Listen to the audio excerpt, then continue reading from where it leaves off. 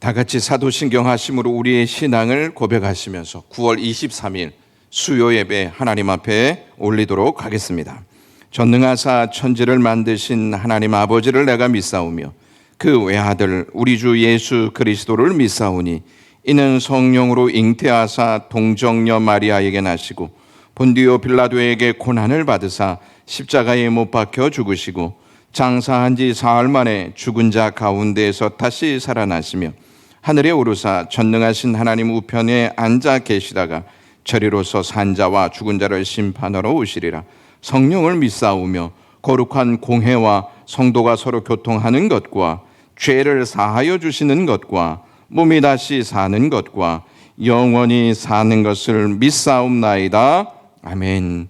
하나님 아버지, 오늘도 화창한 날씨를 주시고 이 날씨 가운데 하나님이 주신 생명을 가지고 살아갈 수 있는 은총 주신 것을 감사합니다. 오늘도 주님의 이름 앞에 모여 예배하기를 원하는 영광교회 모든 가족들에게 성령님께서 찾아가셔서 대면하여 주시옵시고 풍성하신 하나님의 사랑과 은혜를 공급해 주시기를 원하옵나이다. 오늘도 하나님의 말씀을 듣고 힘내기를 원하오니 하나님께서 말씀하시는 말씀을 듣고 깨닫는 은총을 주시고 코로나 바이러스를 말씀을 통해 이겨나갈 수 있는 하나님의 자녀 되게 하시옵소서. 영광교회 병약한 성도들에게 일일이 찾아가셔서 하나님이 손대어 안수하시고 그 병의 자리에서 일어날 수 있는 은혜를 하나님 더하시옵소서. 예배 가운데 어둠의 영들이 틈타지 못하게 주님께서 역사해 주시고 말씀을 들을 때마다 견고한 믿음으로 성장할 수 있게 역사하시옵소서. 존귀와 영광을 하나님께 올리오며 예수 그리스도의 이름으로 기도드리옵나이다. 아멘. 오늘의 말씀 보도록 하겠습니다. 오늘의 말씀은 창세기 49장 8절 한 구절만 보도록 하겠습니다. 제가 가진 성경으로 구약 성경 78쪽이 되겠습니다. 유다야, 너는 내 형제의 찬송이 될지라. 내 손이 내 원수의 목을 잡을 것이요 내 아버지의 아들들이 내 앞에 절하리로다. 아멘. 우리는 익숙하고 갖추어진 곳에서 살고 싶지 낯설고 불편한 곳에서는 살고 싶어 하지 않습니다. 코로나19는 우리를 낯설고 불편한 환경에서 살도록 우리의 삶 전반적인 부분을 갈아엎었고 죄악의 그늘 아래에 있는 것처럼 만들었습니다. 그러다 보니 사람들은 코로나19라는 재앙에 삼킨 바 될까 봐 불안과 두려움의 포로가 되어 살아가고 있습니다. 여기저기서는 코로나 재앙이 핥히고 간 피해와 흔적들이 얼마나 큰지 생생하게 전달하고 있어 사람들은 살아갈 날이 막막하다고 걱정을 호소합니다. 코로나의 그늘에 가려져 희망이 보이지 않는 상황에서 우리는 어떻게 살아야 할까요? 창세기의 결론은 요셉의 등장과 함께 그의 꿈이 소개되고 시련 과정에 어떠한 결과를 낳았는지를 알려주면서 마무리됩니다. 어이없는 질문처럼 들리겠지만 만약 요셉의 꿈을 살 수 있다면 여러분들은 사시겠습니까? 대부분 사시겠다고 나설 것입니다. 요셉의 꿈은 길목이기 때문이죠. 그럼 요셉의 시련 과정을 살 사람이 있겠습니까? 만약 요셉의 시련 과정을 누가 살 것인가 이렇게 묻는다면 대부분의 사람은 주저할 것입니다. 시련은 고통과 상처를 주기 때문에 시련을 사라고 하면 고개를 저으면서 강렬히 자기가 거부 의사를 밝힐 것입니다. 요셉이 심한 기근으로부터 가족과 민족을 구원할 수 있었던 것은 시련 과정이 만들어낸 성숙함 때문이었습니다. 시련은 고통과 상처만이 아닌 견고한 신앙과 성숙함을 만들어냅니다. 코로나 상황에서 어떤 사람은 견고한 신앙과 성숙함으로 거듭날 것이고, 어떤 사람은 고통과 상처로 절망의 포로가 될 것입니다. 요셉은 시련 과정을 거치면서 시련을 대하는 자세, 시련을 어떻게 대처할 것인지를 잘 배웠습니다. 그 시련 과정을 거쳤기에 그는 7년 기근으로 인한 심한 흉년을 극복할 수 있었지, 시련 과정을 거치지 않았다면 심한 흉년 앞에 굴복하고 말았을 것입니다. 요셉의 흉년 시대나 우리가 처하고 있는 코로나 사태나 어려운 상황은 마찬가지입니다. 중요한 것은 시련을 어떠한 자세로 대처하느냐입니다. 하나님은 요셉에게 꿈을 주셨고 그 꿈이 성취되도록 역사하셨습니다. 꿈은 시련 과정을 거친 후에 온전히 성취되었습니다. 요셉은 시련 과정을 거치면서 하나님이 주신 꿈이 자신만을 위한 것이 아니라 민족과 가족을 위한 것임을 깨달았기에 섬김의 자세로 가족과 민족을 대했던 것입니다. 시련은요, 성장통이다 이렇게 말씀드릴 수 있습니다. 성장통은 아프고 통증이 따르지만 성장하고 있음을 알리는 신호입니다. 하나님은 요셉 시대에는 꿈으로 계시하셨지만 우리 시대에는 말씀으로 계시하셨습니다. 꿈과 말씀은 하나님의 계시라는 공통점을 가지고 있습니다. 하나님의 계시는 험산줄령이 가로막고 있다 할지라도 반드시 성취됩니다. 요셉의 형들이 요셉을 만나 애굽으로 내려가 고센 땅에 정착하게 되었다고 기근이 종료된 것이 아니었습니다. 47장 13절에 기근이 더욱 심하여 사방에 먹을 것이 없고 애굽 땅과 가나안 땅이 기근으로 황폐하게 되었다 이렇게 말씀합니다. 기근은 점점 심해져 상황을 더욱 악화시켰습니다. 앞으로 기근은 몇 년 더 지속될 것입니다. 죄를 지은 아담이 에덴 동산에서 쫓겨난 후에 시련의 역사가 이 땅에 단 한 번도 쉰 적이 없습니다.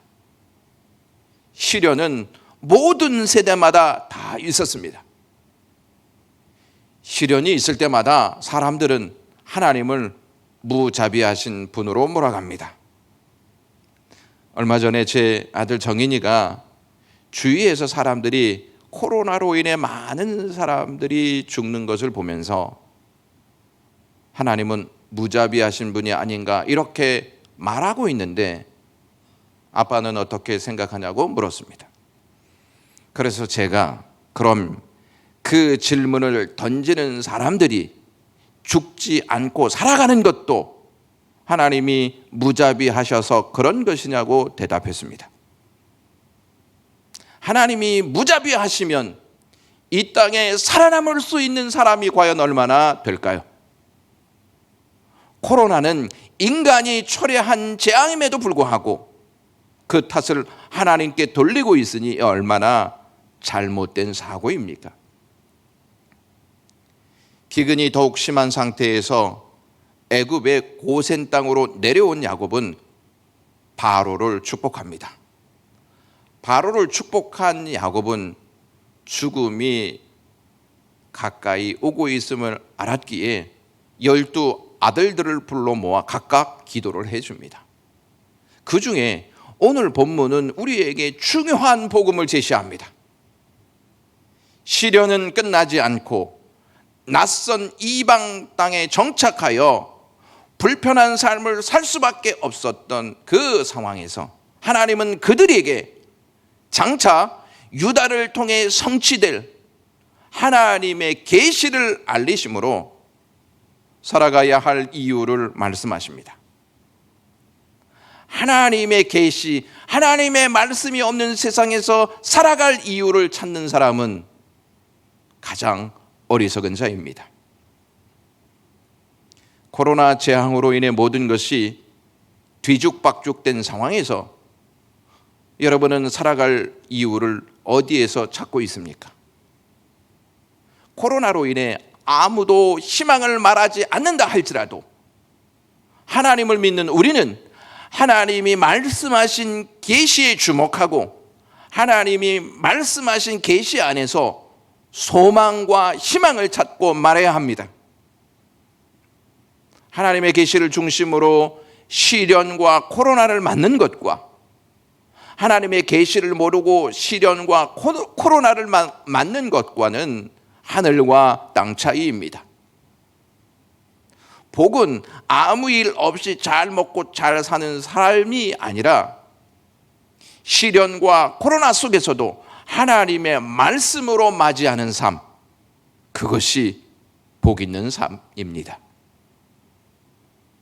하나님의 계시를 모르고 시련과 코로나를 맞이하는 삶은 불행의 극치입니다.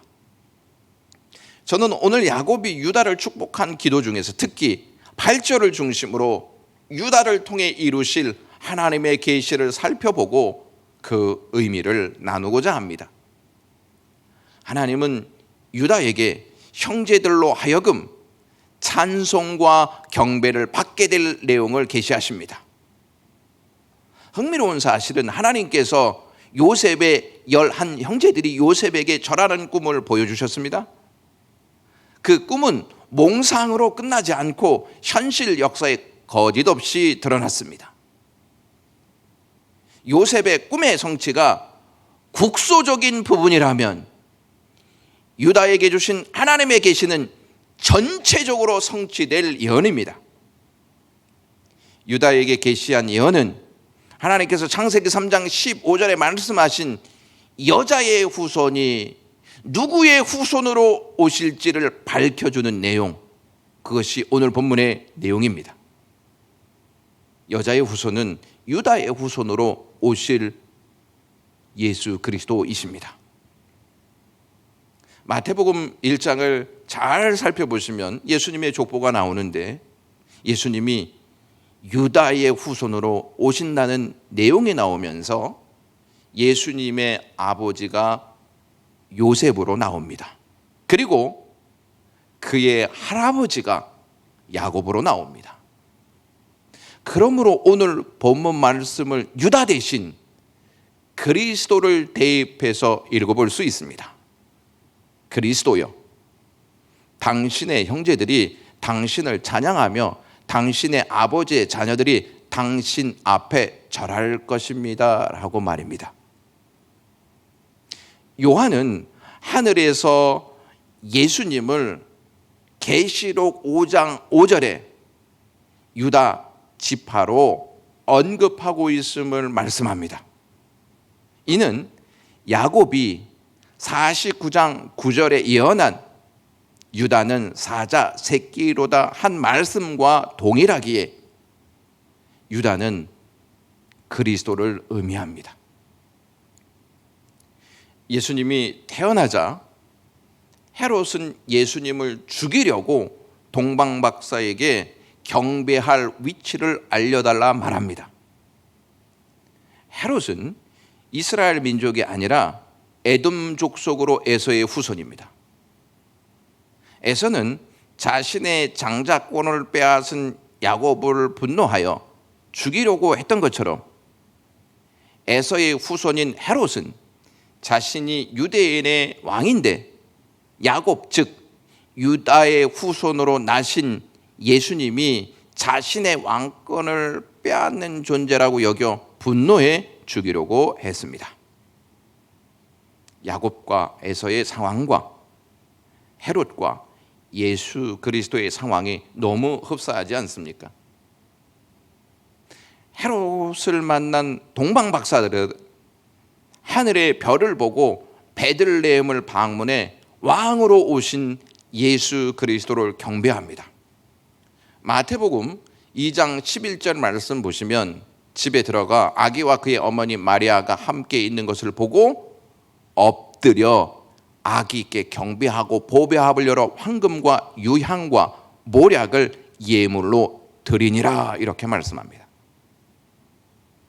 꿈으로 계시를 받은 요셉은 그의 형제들에게 야곱이 마련해 준 예물, 즉 향품과 모략과 유향과 함께 절을 받습니다. 야곱이 예물을 준비해 준 이유는 자신들을 기근으로부터 구해줄 구원자가 애굽의 총리 요셉임을 알았기 때문이었습니다. 이와 같이 동방 박사들이 황금과 유향과 모략을 예물로 예수님께 드린 이유는 예수님이 하나님이 계시하신 하나님의 아들이시며 경배 받으실 구원자라는 사실을 알았기 때문이었습니다. 코로나 상황에서 우리가 그동안 경배했던 대상이 황금과 유향과 모략이었나? 황금과 유향과 모략을 예물로 받으신 구원자 예수 그리스도이셨냐 하는 그 질문과 함께 우리 자신의 신앙을 점검해 보아야 합니다. 황금과 유향과 모략은 우리를 구원할 수 없고 그것을 받으신 하나님의 아들 예수 그리스도만이 우리의 진정한 구원자가 되십니다. 동방 박사의 경배로 예수님에 대한 경배가 끝나지 않습니다. 예수님이 공생애를 시작하시면서 제자들을 부르러 갈릴리 바닷가로 가십니다. 갈릴리 바닷가에서 그물이 찢어질 정도로 고기를 잡은 베드로를 만납니다. 베드로가 예수님을 만나 보인 반응이 누가복음 5장 8절에 기록되어 있습니다. 시몬 베드로가 이를 보고 예수의 무릎 아래에 엎드려 이르되 주여 나를 떠나소서 나는 죄인이로소이다, 이렇게 고백합니다. 베드로는 예수님께 많은 고기 잡은 자신의 업적을 자랑으로 내놓지 않고 자신이 누구인지 알고 예수님께 엎드려 절합니다. 이 시대에 우리가 무엇보다 의미를 두어야 할 것이 우리가 누구인지를 바로 아는 것입니다. 우리는 우리의 업적을 늘어놓아야 할 존재가 아니라 구원받아야 할 존재입니다. 우리가 죄인임을 알면, 구원받아야 할 존재인 것을 알면 우리를 부르러 오신 예수님이 어떠한 분이신지를 깨닫게 되고, 그것을 깨닫게 되면 그분 발 앞에 엎드려 경배하며 살 것입니다. 마가복음 5장에 보면 유다의 후손으로 오신 예수님이 거라사인 지방으로 가시는 내용이 기록되어 있습니다. 그곳에서 귀신 들린 자를 만나게 되어지는데, 귀신 들린 자가 예수님을 멀리서 보고 달려와 절했다고 마가복음 5장 8절은 기록합니다. 또한 마가복음 5장 22절에 회당장 야이로가 예수를 보고 발 아래 엎드려 절했다는 내용이 나옵니다. 또한 혈루병 앓은 여인이 예수님의 옷자락을 만지고 치유되자 예수님께 나와 엎드려 절했다는 내용이 마가복음 5장 33절에 기록되어 있습니다. 연약한 자로부터 강한 자에게 이르기까지 지휘 고하를 막론하고 모두 예수 그리스도께 엎드려 절합니다. 이는 곧 하나님께서 계시한 말씀이 성취되고 있는 장면을 우리에게 알려주는 대목입니다. 예수님께 엎드려 절하는 장면은 아이러니하게 십자가 사건 앞에서도 나타납니다. 로마 군인이 예수님께 자색 옷을 입히고 가시관을 엮어 씌우면서 조롱합니다. 그리고 경례하여 이르되 유대인의 왕이여 평안할지어다 하고 갈대로 그의 머리를 치며 침을 뱉으며 꿇어 절하더라. 이렇게 마가복음 15장 18절에서 19절은 말씀합니다. 그러니까 내 아버지의 아들들이 내 앞에 절하리로다 하신 이 계시는 유다의 후손으로 오신 예수님이 섬김만 받으러 오시는 분이 아니라 요셉처럼 십자가와 고난을 한 몸에 다 받고 구원의 역사를 이루신다는 내용이 포함되어 있습니다. 십자가와 고난은 예수님 자신을 위한 것이 아니라 우리를 구원하기 위한 예수님의 희생과 헌신입니다. 예수님은 우리를 구원하시기 위해 시련도 감내하시고 우리에게 찾아오셨습니다. 하지만 시련도 고난도 조롱도 실용도 우리를 위한 예수님의 사랑을 이기지 못했습니다. 예수님은 시련을 패스하고 우리를 구원하시지 않았습니다. 시련이 있었지만 시련 앞에 머뭇거리시거나 멈춰 서지 않으시고 우리의 구원을 위해 십자가에 오르셔서 희생과 헌신을 감당하셨습니다.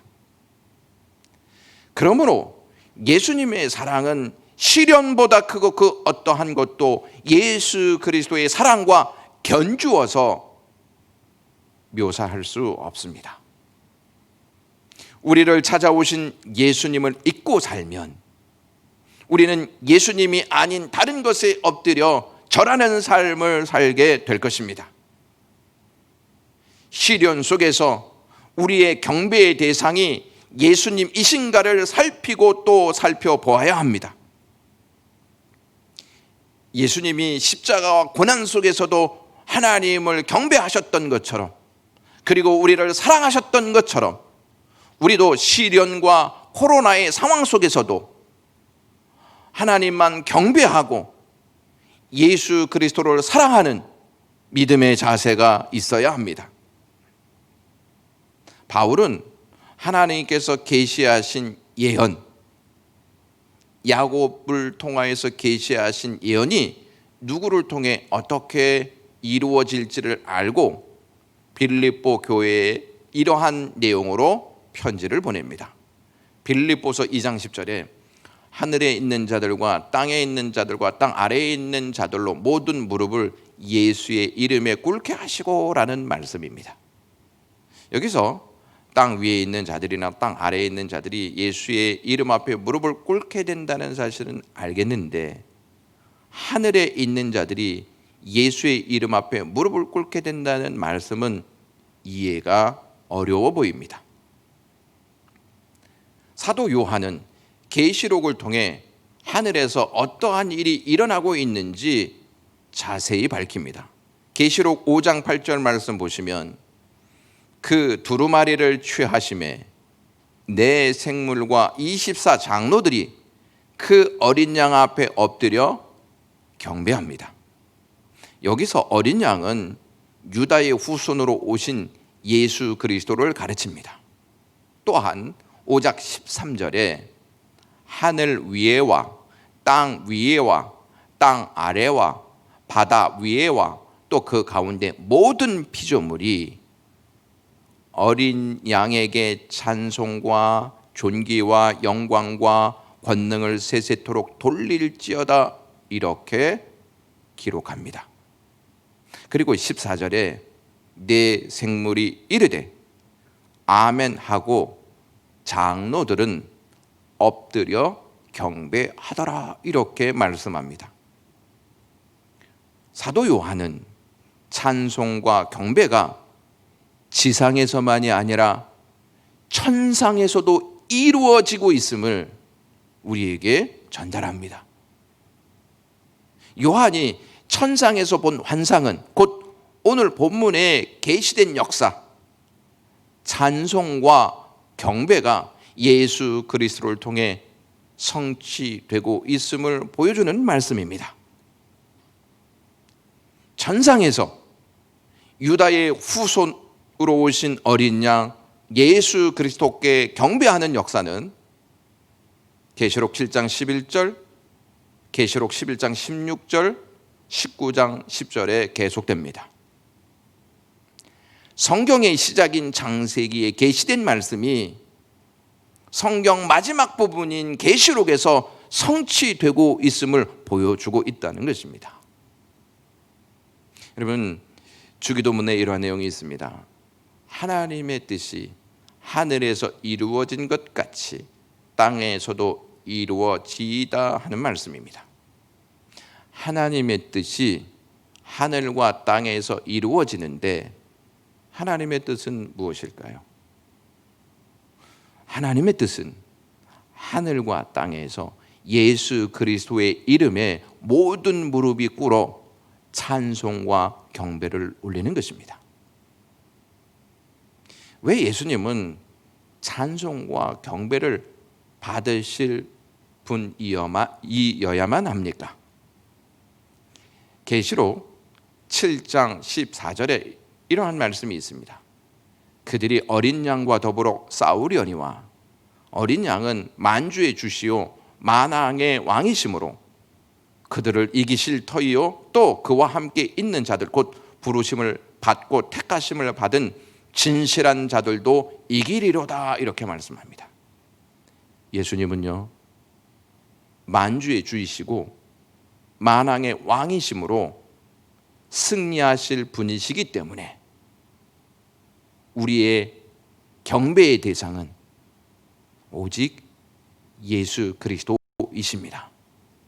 코로나의 위협 앞에도 우리의 경배의 대상이 예수 그리스도이심을 믿고 그 앞에 찬송과 경배로 반응할 수 있는 영광교회 모든 성도들 되시기를 주님의 이름으로 간절히 소망합니다. 기도하겠습니다. 하나님 아버지, 이 어려운 시대에 우리의 경배의 대상은 오직 하나님의 아들이신 예수 그리스도밖에 없음을 깨닫고 그분의 발 앞에 엎드려 절하면서 하나님의 기쁨이 되어줄 수 있는 영광교회 성도들 되게 하시옵소서. 예수 그리스도의 이름으로 기도드리옵나이다. 아멘. 시간 찬송가 64장 하신 후에 주기도문으로 수요 예배 마치도록 하겠습니다.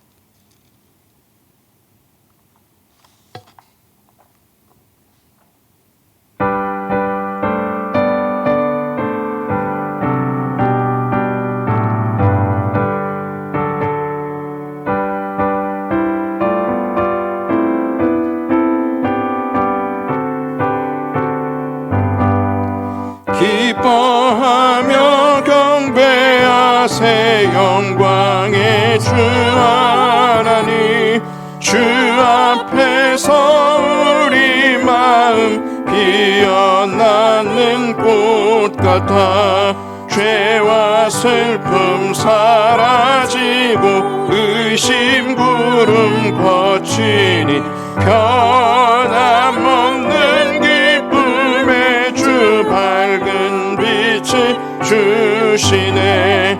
땅과 하늘 만물들이 주의 솜씨 빛내고 별과 천사 노래소리 끊임없이 드높아 물과 숲과 산과 골짜 들판이나 바다나 모든 만물 주의 사랑 기뻐 찬양하여라. 우리 주는 사랑이여 복의 근원이시니 삶이 기쁜 샘이 되어 바다처럼 넘치네. 아버지의 사랑 안에 우리 모두 형제니 서로 사랑하게 도와주시옵소서. 새벽별의 노래 따라 힘찬 찬송 부르니 한맘 되게 하시네. 노래하며 행진하여 싸움에서 이기고 승전가를 높이 불러 주께 영광 돌리세. 아멘. 하늘에 계신 우리 아버지여, 이름이 거룩히 여김을 받으시오며 나라가 임하시오며 뜻이 하늘에서 이루어진 것 같이 땅에서도 이루어지이다.